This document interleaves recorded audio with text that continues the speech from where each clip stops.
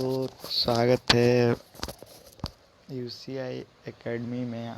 और मैं आज आप लोगों के लिए रियल नंबर का वास्तविक संख्या का ऑब्जेक्टिव क्वेश्चन लाया हूं, जो बिहार बोर्ड के लिए 10th के लिए आपके लिए बहुत लाभदायक होगा। तो मैं आशा करता हूं कि आप लोग इस साल पढ़ाई में बहुत डिस्टर्ब हुए होंगे। इसके लिए मैं आप लोग को रोज़ हर एक पार्ट का, हर एक लेसन का ऑब्जेक्टिव आपको डालता रहूँगा और आशा करता हूँ कि आप लोग घर में स्वस्थ होंगे और मेरे वीडियो को देखेंगे। तो मैं आप लोग को बता दूं कि मेरा चैनल यूसीआई एकेडमी है, ठीक है। आप यूट्यूब पर सर्च करें और सर्च कर और मेरे चैनल को सब्सक्राइब कर दें और वीडियो जितना भी डालता हूँ उसको शेयर करना ना भूलें। चलिए मैं एक पीडीएफ ला दिया हूँ जो इम्पोर्टेंट क्वेश्चन है ऑब्जेक्टिव का। यदि आप लोग 50 क्वेश्चन हल कर लेते हैं यदि रियल नंबर का, तो एक भी क्वेश्चन नहीं बच पाएगा कि ऑब्जेक्टिव का आप लोग से नहीं बन पाए। तो मैं आशा करूँगा कि आप लोग को अच्छे से समझाऊँ, ठीक है। तो आप लोग अच्छे से समझिएगा। तो चलिए पहले क्वेश्चन से मैं शुरुआत करता हूँ और हल करता भी जाता हूँ। तो देखिए, दो परिमेय संख्याओं के बीच कितने परिमेय संख्या हो सकती है। पूछ रहा है कि दो परिमेय संख्याओं के बीच कितनी परिमेय संख्या हो सकती है। तो आप जानते हो कि दो परिमेय संख्याओं के बीच अनंत परिमेय संख्या हो सकती है। तो आपका आंसर हो गया डी, ठीक है। दूसरा क्वेश्चन देखते हैं। 11/15 का दशमलव प्रसार होता है। अब मैं पहले बता दूं आपको प्रसार क्या होता है। प्रसार दो प्रकार के, यदि दो प्रकार के होते हैं, एक शांत होता है, एक अशांत होता है। शांत वो कहलाते हैं जो पूरा विभाजित होता है, माने भाग दिया जाए आपको, माने हर अंश में हर से भाग दिया जाए तो वो पूरी तरह विभाजित हो जाए, माने कट जाए, ठीक है ना। और जो नहीं कटे उसे अशांत कहते हैं। तो चलिए देखते हैं। तो 11 बाई ले लेते हैं। 11 बाई आपका 15 दिया है, तो आप इसे भाग दे दीजिए तो हो जाएगा। आप मान लीजिए 11 पर 0 बैठाइएगा तो 1 से 10 हो गया। आप 15 से भाग दिए तो आपका हो गया 105, सॉरी 15 छक्के 105, 15 छक्के 105, ठीक है।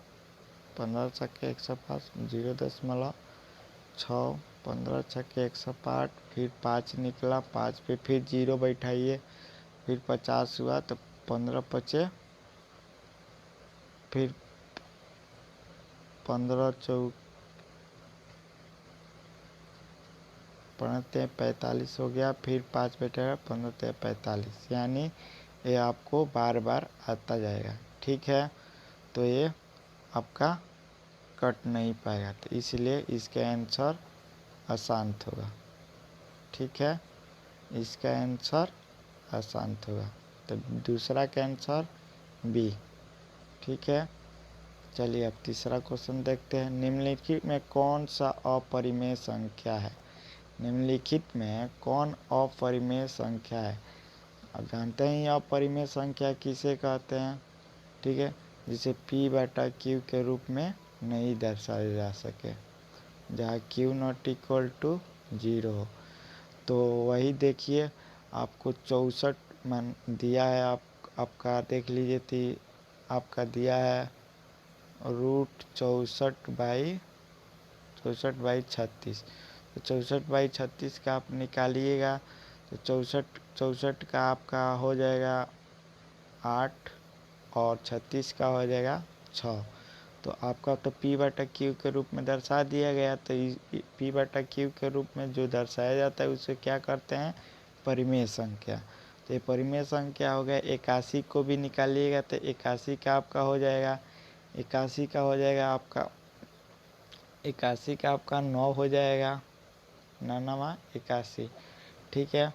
मगर बट देखिएगा 2 पॉइंट, अब देख लीजिए दिया है 2.5, 2.5 और इसका हम निकालेंगे तो देखिए इसको 25 कर देते हैं, इसको 10 कर देते हैं, ठीक है। तो आप 25 का तो 5 हो जाएगा, मगर ये तो 10 रह जाएगा ना, तो इसलिए इसका आंसर आपका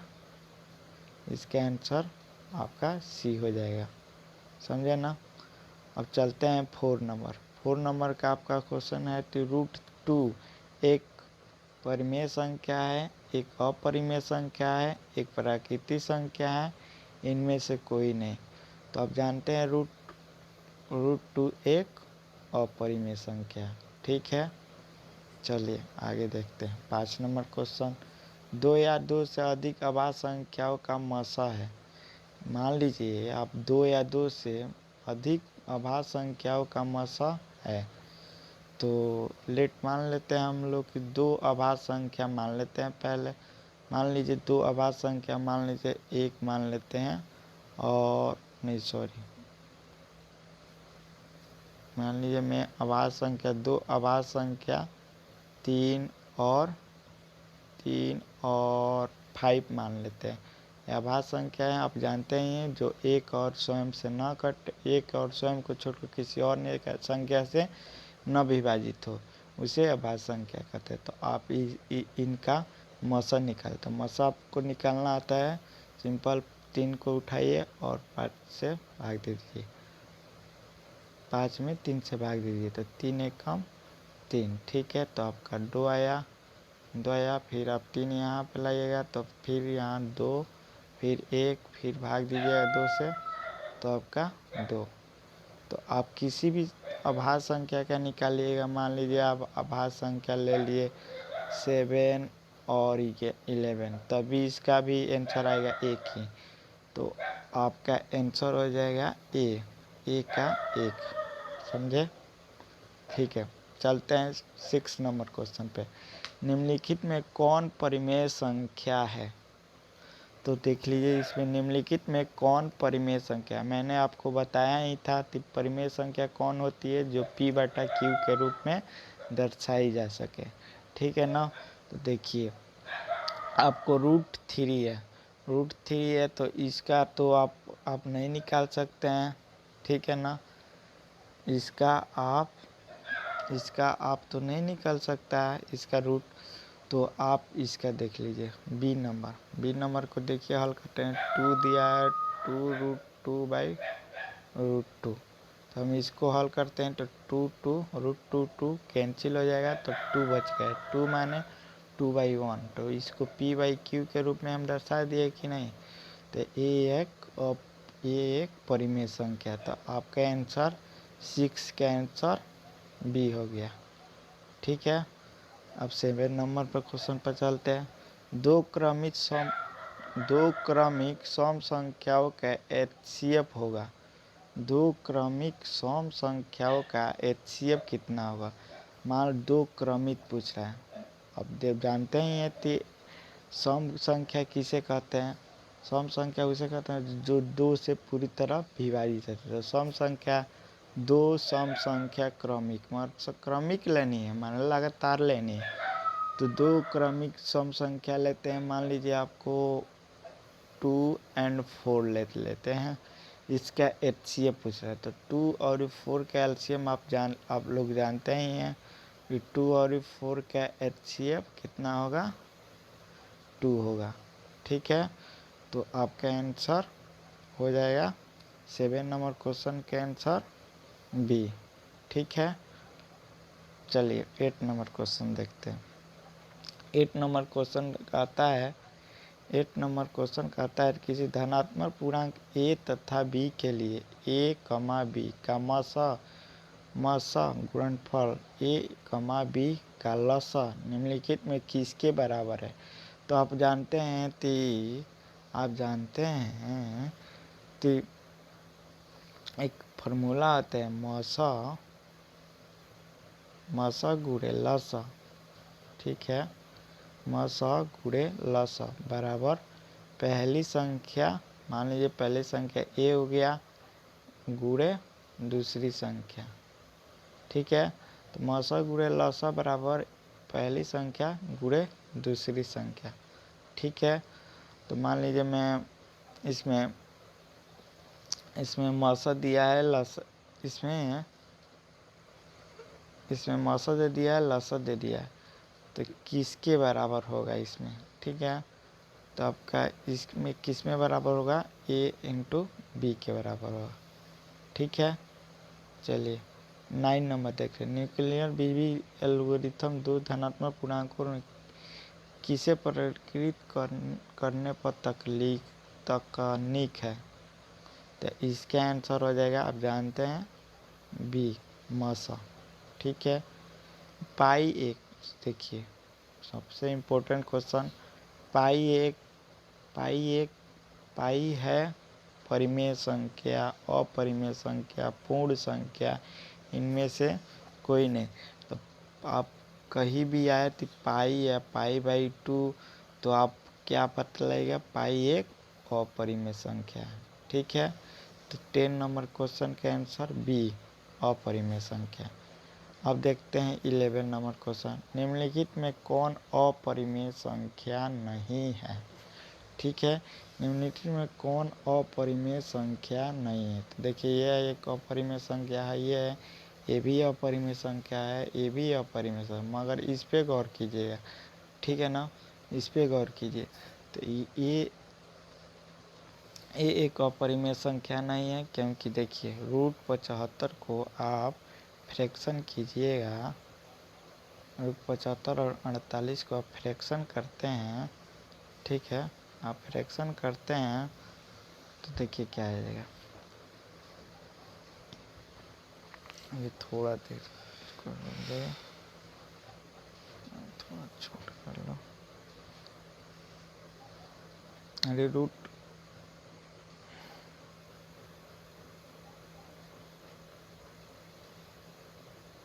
देखिए यहाँ हाल में कर देता हूँ। यदि आप √75 को फ्रैक्शन करते हैं तो आप हो जाएगा 25×75, ठीक है।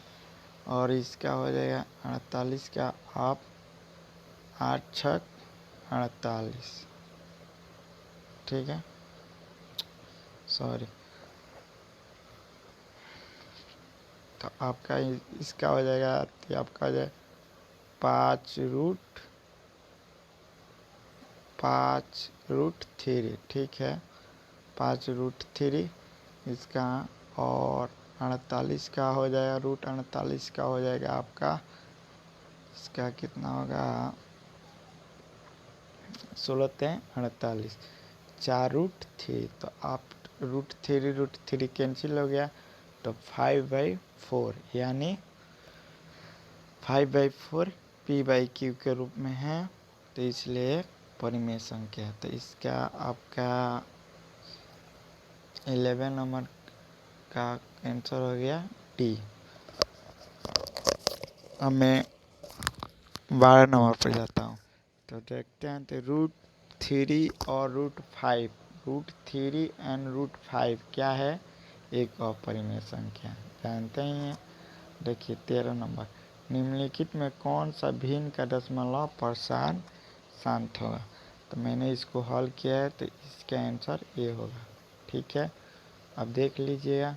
अब देखिए 14 नंबर क्वेश्चन का तिहतना 2.12112 आगे डॉट डॉट दिया है, ये क्या है, ये एक अपरिमेय संख्या, ठीक है।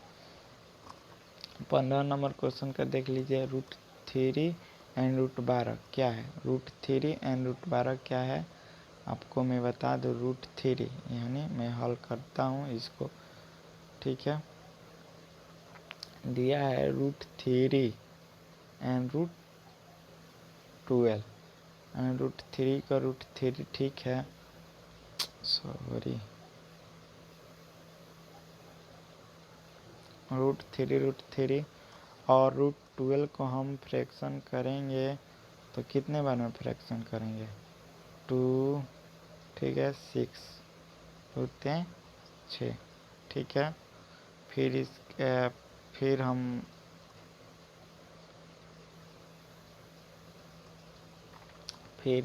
इसका 6 का फ्रैक्शन करेंगे तो 6 का फ्रैक्शन करेंगे तो हमारा 6 का फ्रैक्शन करता है तो √3, ठीक है, और 2 इसमें से आ जाएगा तो 2 और √3 यानी √3 कैंसिल 1/2 यानी 1/2 एक परिमेय संख्या है, ठीक है। तो आपका 15 नंबर क्वेश्चन का आंसर ए होगा, ठीक है, परिमेय संख्या, ठीक है। 16 नंबर देख लेते हैं। 16 नंबर 3 माइनस √3 है, क्या है तो आप लोग जानते हैं एक अपरिमेय संख्या है 11.23564 यानी इस पे बार है, ठीक है, तो एक परिमेय संख्या है, ठीक है। 18 नंबर क्वेश्चन को देखते हैं।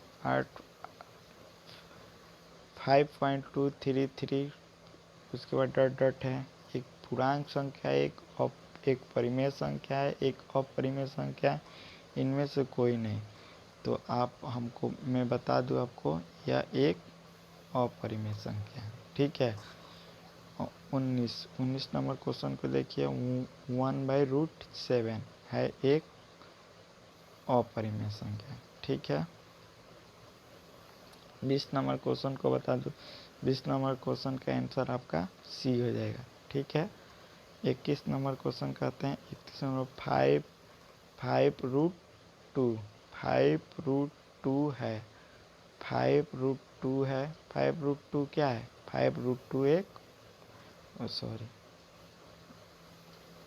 5√2 एक अपरिमेय संख्या है, ठीक है, अपरिमेय संख्या है।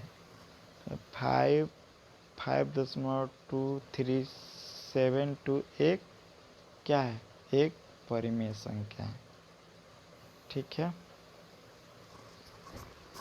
एक परिमेय संख्या है। देखते हैं 23 नंबर क्वेश्चन को। 23 नंबर क्वेश्चन को मैं देखता हूँ तो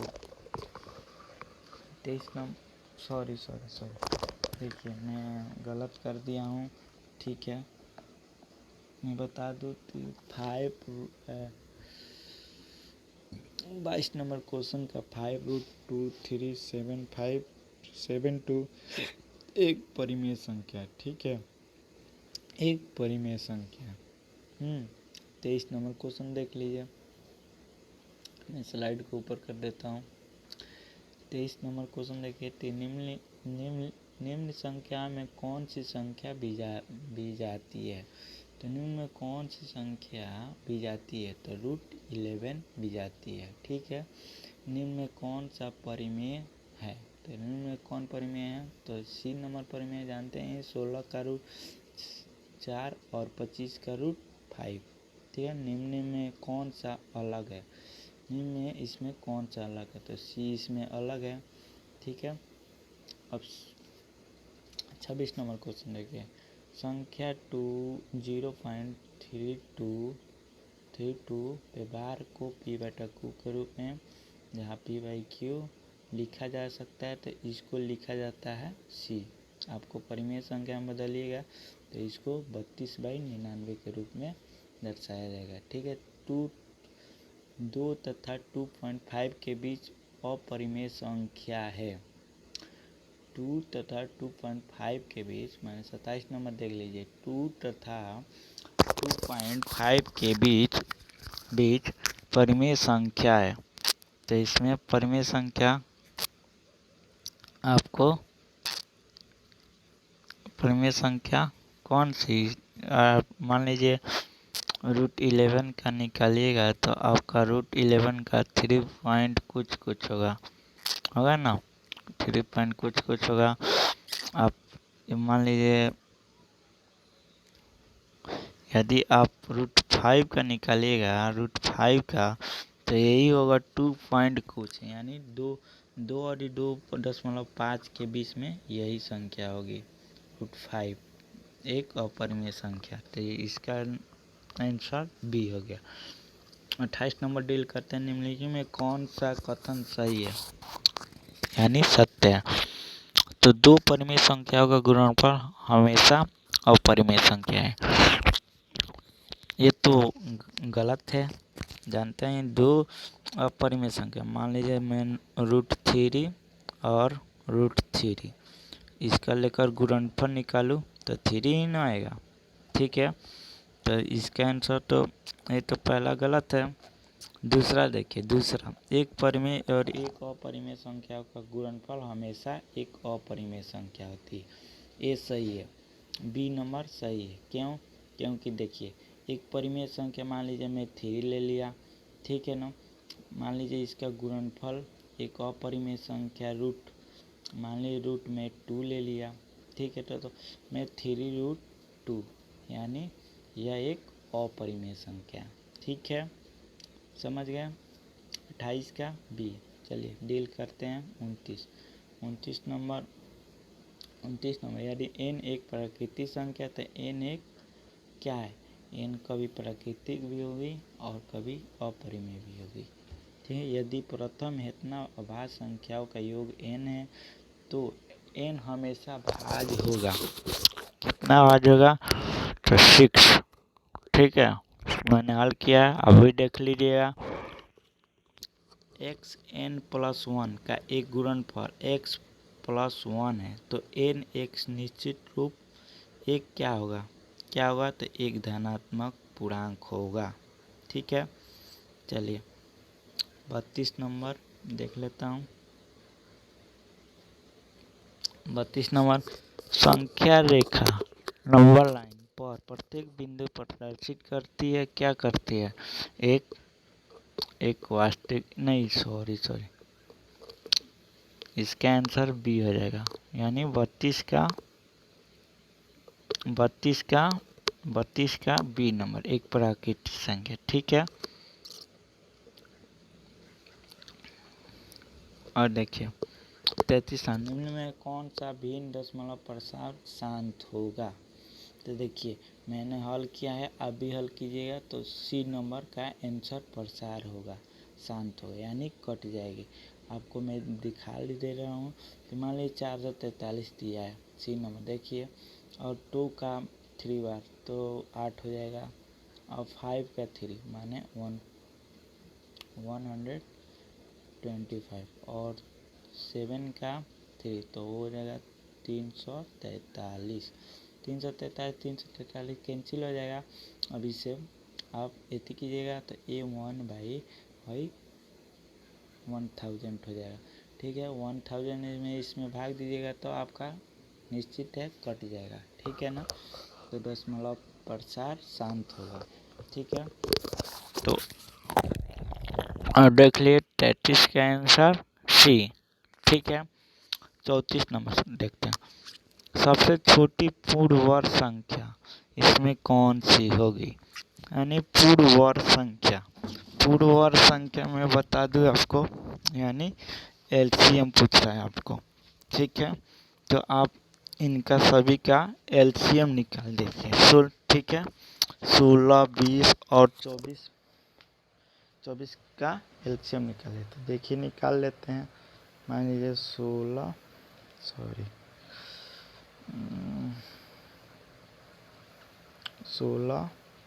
और 20 और 24 का एलसीएम निकालते हैं। तो आप लोग एलसीएम निकालना तो जानते ही हैं। 2 का निकाल लेते हैं 8, उसके बाद 10, उसके बाद 12, ठीक है। इसका निकालते हैं तो आप 4 और 5 और 6 हो जाएगा, ठीक है। तो आप इसका फिर 2 से फिर तो 2, 5 और 3, ठीक है। अब इसका मल्टीप्लाई करिए, टू टू जा 4, 4 टू जा 8, 8 टू जा 16, फिर 16 5 जा 80, 83 जा आपका हो जाएगा 83 जा आपका हो जाएगा 240, ठीक है 240, यानी आपका आंसर 34 का आंसर ए हो जाएगा, ठीक है ये हो जाएगा, ठीक है। अब देखिए दो संख्याओं का 35 है, दो संख्याओं का लघुत्तम समावर्तन उसके महत्तम समावर्तन करके 14 गुना है। मान लीजिए दो संख्या है का लघुत्तम या महत्तम समावर्तन, मान लीजिए लघुत्तम x है, ठीक है x का लघुत्तम समावर्तन महत्तम का, मान लीजिए महत्तम y है तो 14 गुना माने 14y, ठीक है 14y हो गया ना, 14y, ठीक है। अब देखिए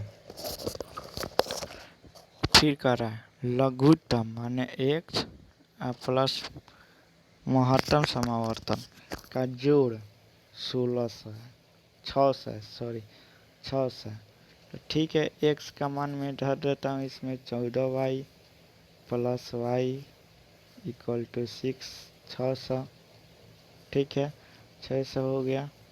उसके बाद इसको मैं 15y हो गया, इसके बाद 600, ठीक है। आप इसे डिवाइड करिए, y का मान आ जाएगा आपका 4 यानी 40, ठीक है 40 आ जाएगा y का मान। यदि y का मान आ गया 40 तो आप एक लघुत्तम हो गया आपका x हो गया 40, ठीक है और y हो गया, y आपका हो गया कितना 14 गुना है ना, 14 गुना है तो आपका y हो गया, नहीं सॉरी देखिए y हो गया आपका 14 निकाले थे, नहीं सॉरी 40 निकाले थे, y आपका 40 निकाले थे तो x कितना था 14 गुना y का, ठीक है ना।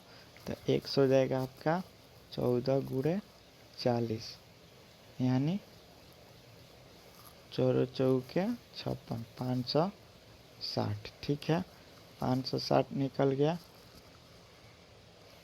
अब देखिए 560 निकला ना, 560 निकला तो अब निकाल लेते हैं हम लोग,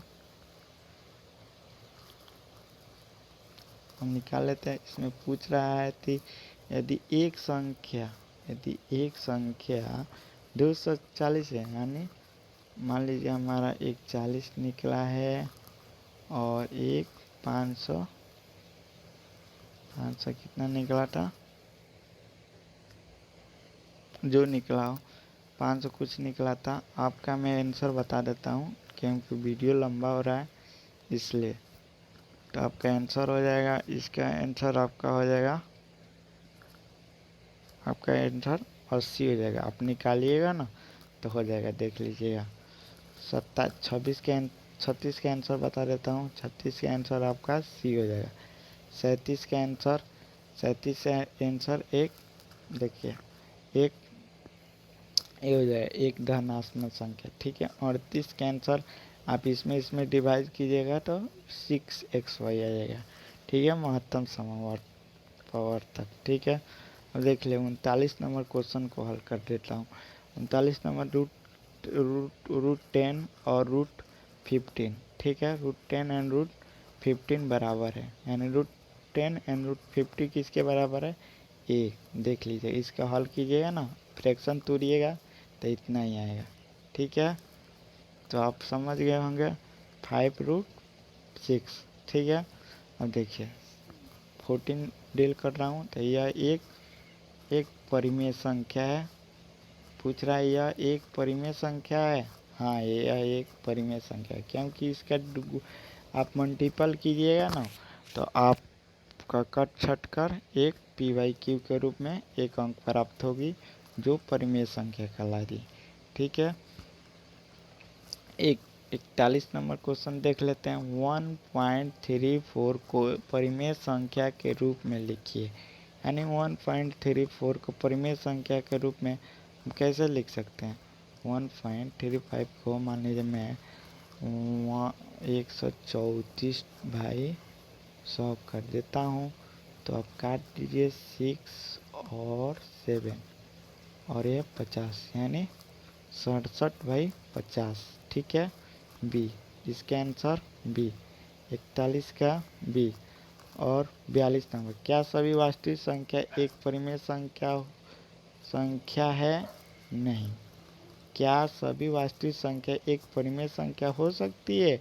हाँ भी हो सकती है, नहीं भी। तो इसका आंसर सी हो जाएगा। ठीक है, 0.23 को परिमेय संख्या के रूप में लिख सकते हैं, बी। इसका आंसर 43 का बी हो जाएगा, 23/99। ठीक है, 44 का आंसर देख ले। दो संख्याओं का गुणनफल, यानी दो संख्याओं का गुणनफल आप लोग सूत्र से ही उठाया। दो संख्याओं का गुणनफल होता है एचसीएफ गुणे एलसीएम, यानी सी आंसर। ठीक है, और देख लेते हैं 45 संख्या। परिमेय संख्या हेतना का दशमलव के कितने स्थानों के बाद रुक जाएगा? ठीक है, तो मैं बता दूं 45 का आंसर आपका हो जाएगा, 45 का आंसर आपका डी हो जाएगा। 45 का आंसर डी, 4 बार आपका एक कट छट जाएगा, यानी रुक जाएगा। ठीक है, 46 नंबर क्वेश्चन करते हैं। संख्या 50 और 25 के एचसीएफ और एलसीएम का गुणनफल कितना होगा? ये तो सिंपल है, 50 और 25 में आप गुणा कर दें।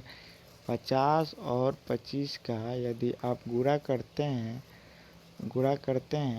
तो आपका आंसर आ जाएगा 1250, यानी बी, 46 का बी। ठीक है दोस्तों, वीडियो मैं आशा करता हूँ कि आपको समझ में आई होगी।